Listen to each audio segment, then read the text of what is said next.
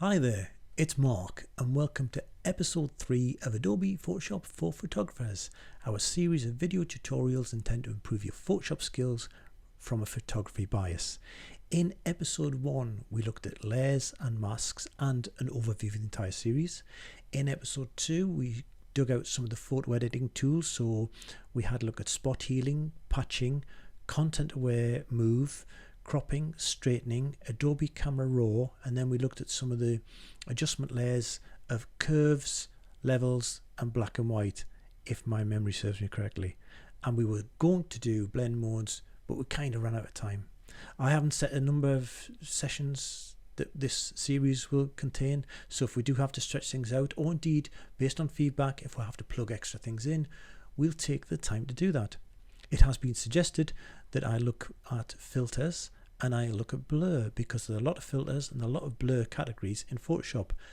Great suggestions, consider them now added to the overall series. It was also asked of me, how do you reset your tools if you get your tool sets in a state? Well, that's a great question. I'll show you that as soon as we've played the credits. Today we are going to be looking at the following. Introduction to blending modes, carryover from last time. Adding textures, we're going to look at color balance and vibrance, which are two adjustment tools, and then we'll start down the road of introducing retouching. So we've got things like dodging and burning, the wonderfully titled frequency separation, which is a really good technique and a really bad name. We'll then be looking at gradients, color grading, color matching, color changing, color selection, and then moving on to selections in general. We will have covered a lot of selections en route, but I think we'll mop up and do a bit of a bespoke video on selections. Then we've got blend if, we've got the new filters going to be added in, we've got blur going to be added in, and then we'll be looking at doing composites at the very end to kind of wrap things up, and then an overall Q&A if it warrants it. So that's it. That's what we've done. That's what's going to come. That's what's happening today. I'm just now going to play the titles, and they are very important titles. You don't even have to watch them. You don't even have to read them. You don't even have to enjoy me playing my guitar while they're playing. You've got to concentrate. I should have a watch. Watch the watch. Click on the subscribe button. You've got 8 seconds. I'll try and get a watch for next time. Anyway, you get the gist. See you shortly.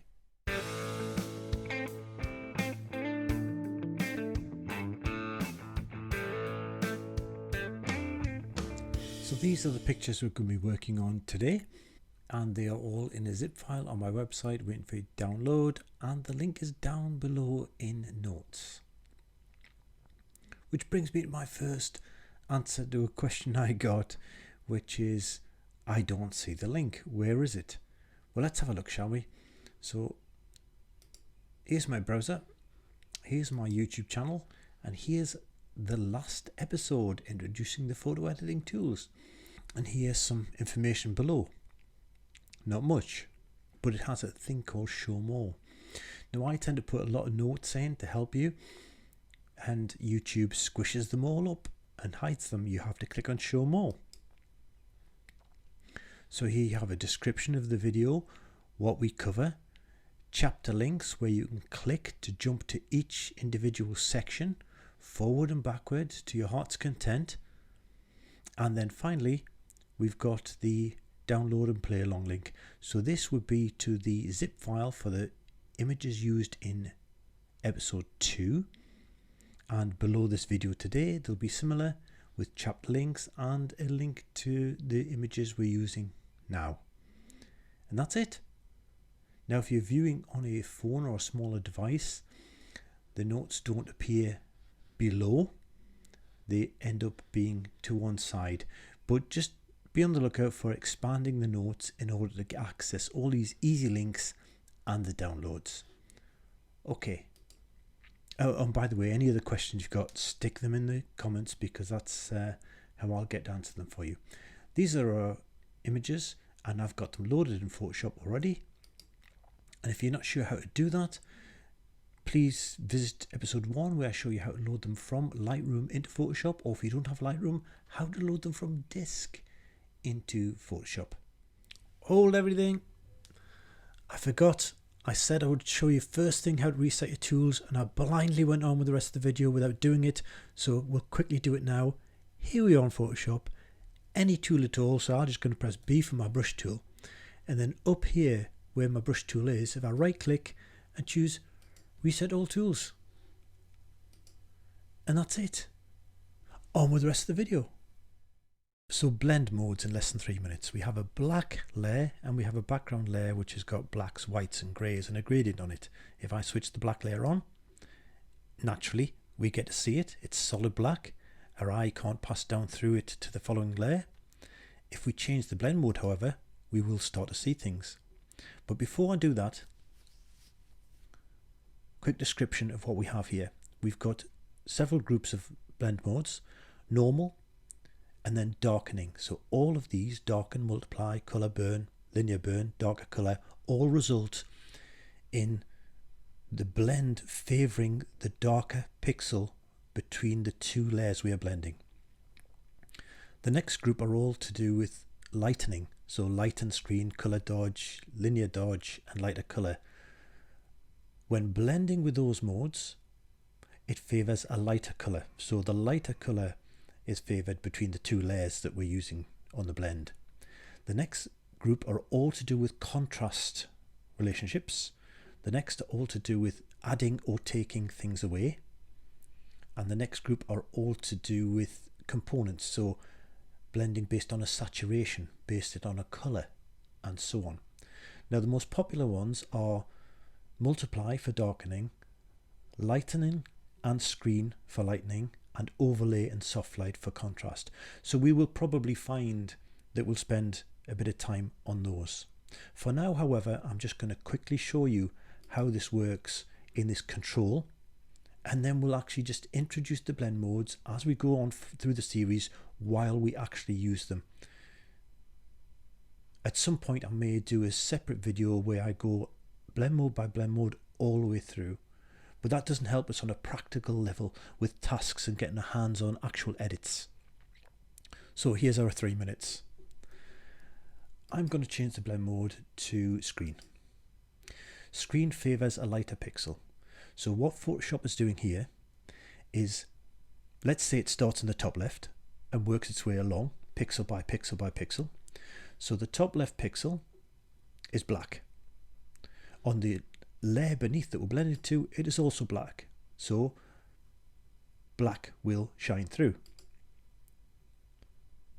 The top right side is black, but the layer beneath, which we're blending to, is white. White is brighter, so the white pixel shines through. So the screen blend mode here is allowing every pixel of the underlying layer to shine through if it is brighter than black. And you can see that actually across the gradient here as well, effectively rendering that black superfluous. Makes no difference. We could do the same with white, but I'm just going to jump onto grey now because, well, it's not black.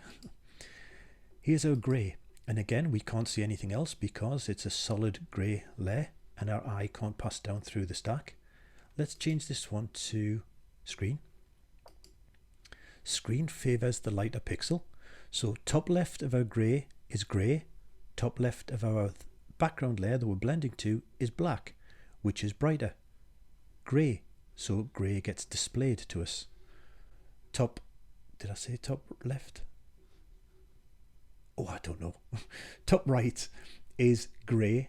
Top right of our background is white, which is the lighter white, so white shines through. So again, every pixel we see from the background layer is a pixel that is brighter than 50% grey, and every pixel that is darker than 50% grey is hidden from us. Let's go to multiply, which is the polar opposite.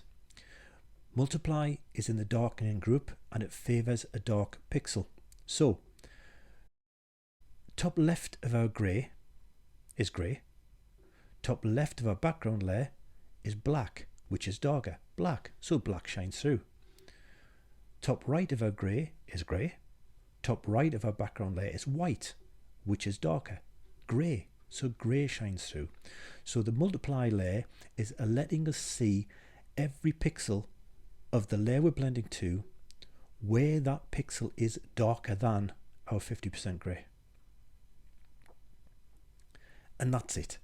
It's different versions of how the algorithms work behind the scenes as to what the result is, and sometimes it's worth playing. But in its basic form, that's what we're doing. It's a pixel by pixel comparison between the two layers based on the methodology we choose. And as I said, we'll do some practical examples, and it should cement a better understanding. Let's do those now.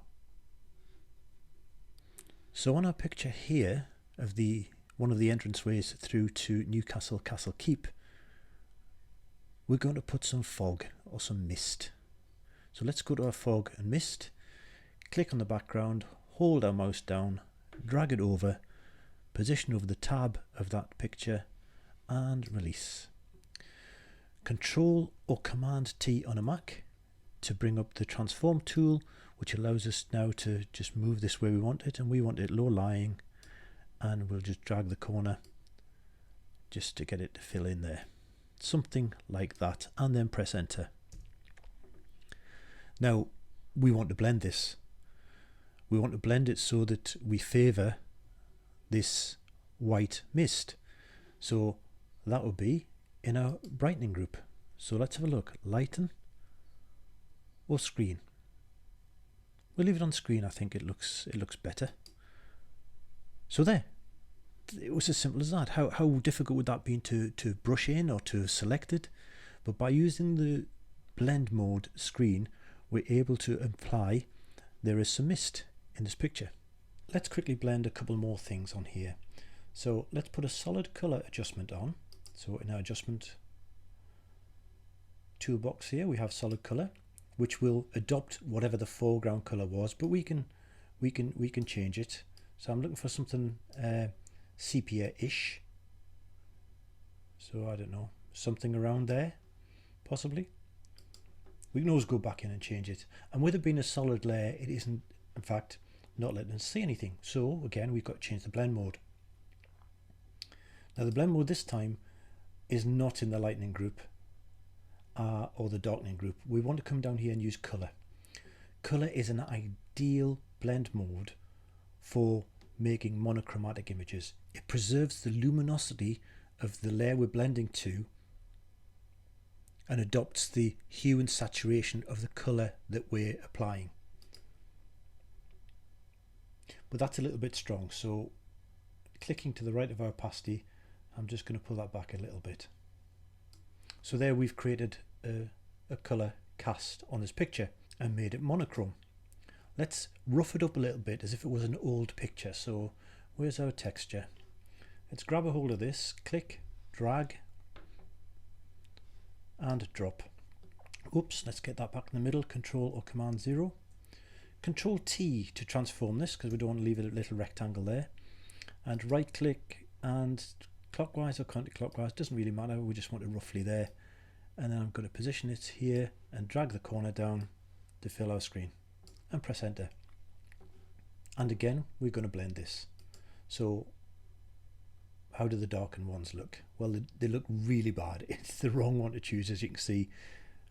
So let's try into the light areas. And far too strong. That has possibilities. Screen has possibilities. Overlay. I rather like that hard light there. I think it's, yeah, I'm going to stick with that just for the moment, but I'm really going to dial it back so that I've got some stains, what look like stains in the similar color to what our color cast was, and you can see the scratches. So that's just another example whereby you can put textures and blend. All right, I'll leave you to play with that. And at this point, because we've introduced a new adjustment layer, be it solid color, and we're about to talk about vibrance and saturation, then I'll put a link above now to a video I've got which contains an example for each and every one of these adjustment layers, together with photographs that you can play along with. So that's your homework. Don't go running off just yet. Okay, let's jump over to our picture of our model. And I want to demonstrate the difference between saturation and vibrance. So back in our adjustment layers, we've got a hue and saturation and we've got a vibrance. I'm just going to use vibrance because the tool itself has got vibrance and saturation. And what is the difference? The difference is that saturation doggedly obeys what you want to do. So if I slide saturation to one side, the whole thing gets saturated. If I desaturate it, the whole thing gets desaturated. Vibrance, on the other hand, is a form of saturation slider, but it has some intelligence. It will not continually pile on the saturation. It will limit the extent to which it'll saturate things. If things are already heavily saturated, vibrance hardly touches them. It's also aware of skin tones, so it will not saturate skin tones as much in its use. So remind ourselves what saturation did. It just obeyed what we wanted to do and piled it all on. Double click to put that back, and now let's see what vibrance does. Now, even at its extreme, that's too strong for me, but even at its extreme, it is not, certainly hasn't done that. It has preserved and protected skin tones, but in the background you can see it is starting to saturate that too. It's a very useful adjustment layer to use if you want to subtly change saturation. You get less saturation for a bigger sweep of the slider, and therefore you get more control and it protects skin tones. Alright, we're going to come back to our model when we finish off the video by looking at dodging and burning, but first I want to talk about colour balance. So we'll have a look at this picture here of my wife walking away in the woods at Cragside Hall. Control or Command 0 to make it full screen, and let's put on an adjustment layer called Colour Balance. Now, Colour Balance is a great tool for rescuing pictures that might have a bit of a dodgy tone across them that you want to work with, or indeed creatively adding colour casts of your own. By default it targets the midtones, but it's easy to change that just to shadows or highlights, and by default it preserves luminosity, which I nearly always leave on when I use this tool, because that in itself preserves the range between the highlights and shadows in terms of their tonal quality, not their colour. So in leaving that on, these truly are just impacting colour, not other aspects of the image. Why is it a balance? It's a balance because each of these sliders is a balance between complementary colours: red and cyan, green, magenta, blue and yellow. To add magenta, you'd slide across towards magenta, but in doing so it also takes away the green. If you want to add green, you start to take away magenta, and that's your balance. As it happens on this particular picture, I do want to take out some green, so I'm going to move this over just a little way, because a little goes a long way with this, and I'm going to do the same again in the shadows. Okay, two very minor changes and radically change the overall tonal appearance of this image. Now, I don't particularly want it on the path. I want to leave the green running up through the path, so every adjustment layer comes with a mask. It's a white mask, which means everything in the adjustment layer is being seen. We want to paint black on this to hide some aspect of what the adjustment layer is doing. So B for our brush tool, D for default colors, X to toggle between foreground and background colors to get black as our color, and with our soft brush I'm actually just going to bring this back in from the path like so, and there you are, before and after. Very, very quick edit, very powerful. A little goes a long way. Okay, let's get on with dodging and burning and bring our model back. I had to pop back. Look what I found. Watch the watch. You will subscribe to this channel. The button is down below. I've just realised if someone didn't watch the beginning to this video, you'll have no idea what I'm going on about. Subscribe. Now, there are many ways to dodge and burn in Photoshop. not least of which is the tools that Photoshop provide for dodging and burning. So we will have a look at those and one other technique, and I'll link above to a further different video I've got which goes into dodging and burning in a lot more detail, and it's actually quite a fun method of doing it, but it's too long to slot into this particular introduction here. So that link is above now. Now so far we haven't done anything to alter the images. We've added layers on top and added adjustment layers. However, with the built-in dodge and burn tools, we are actually going to be changing the image. So it's great practice to click on your background and do a Command J on a Mac or Control J on a PC to make a copy. And while we're here, let's get rid of that Vibrance layer from earlier. Okay, so we've got our dodge and burn tools over here. We'll start with dodging, which is lightening the picture. Oops, I missed it. We'll start with dodging, which is our lightening. I've got a soft round brush, and I'm going to start on midtones because you can adjust each of the three broad tonal ranges of shadows, midtones and highlights, but I'm going to bring the exposure down. It's better to do this gentle and build up rather than go heavy-handed. Brush a little bit smaller with my left hand bracket key, and I'm just going to do a little bit of lightening down her nose and under her eyes,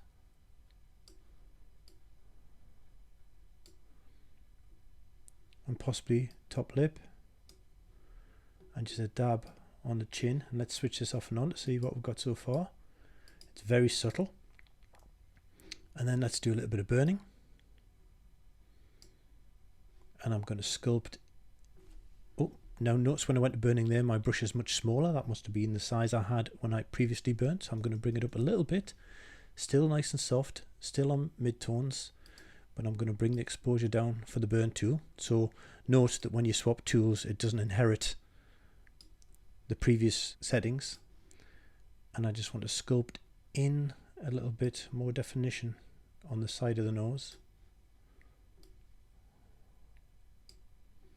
And then see the natural shape between the lighter and darker bits of her cheek there.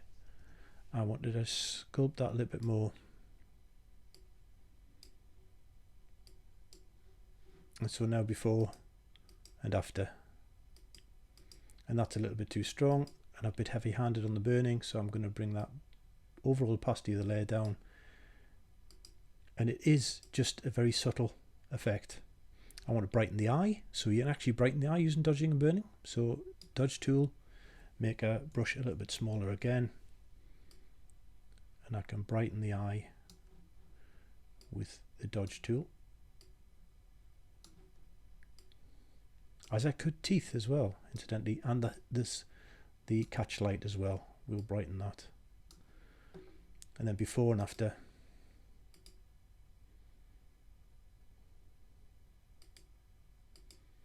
There you go. So that's one way of approaching dodging and burning. It is a very subtle thing. Let's now swap them to highlights. Make my brush a little bit bigger again.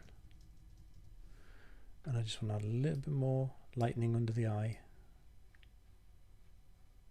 And spilling onto her eye as well. And I'm more happy with that. Now when you immediately click on it, you see the lines.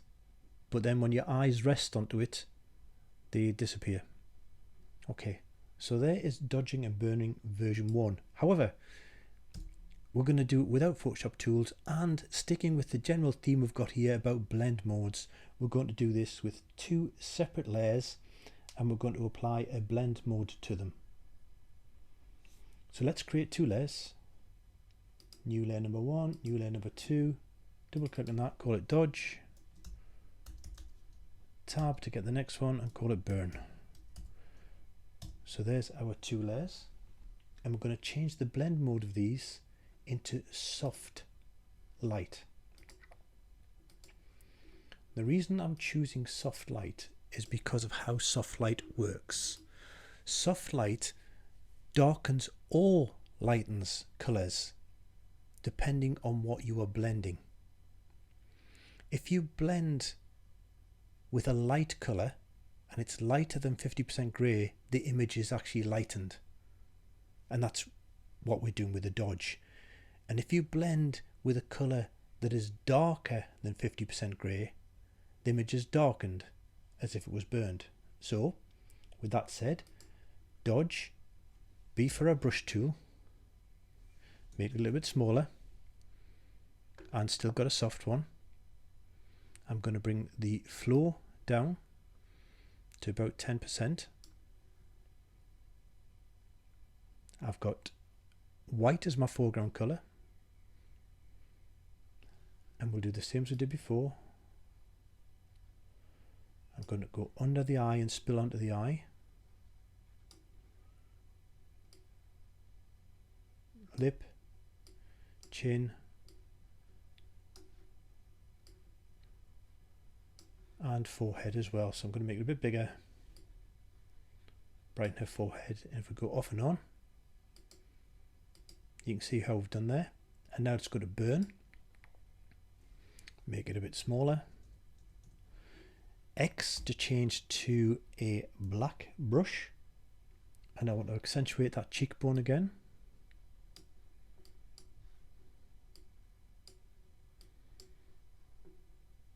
And put a bit of contour into the nose.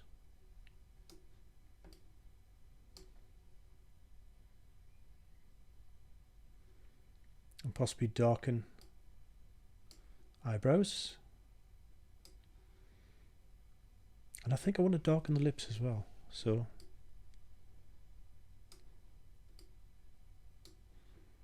and then we've got before and after. Let's go back to the dodge, change our colour back to white with an X, brush a bit smaller, and let's get those catch lights. So I'm painting and then painting again, leaving go my mouse and painting again, because we've got a soft flow, so this will gradually build up. And then off and on, looking in at her eyes. Okay, and I'm quite happy with that. Doesn't really matter. It's showing you the techniques that counts, because if you and I both independently edited something, we might come up with, or we will come up with, different versions of doing it. What appeals to you doesn't appeal to me, or perhaps it does. And that's all we have time for today. So if you like these, please click on subscribe. Don't let me get the watch out again, and click that bell icon so you get notified of future episodes. Give this a thumbs up and leave any comments or questions down below.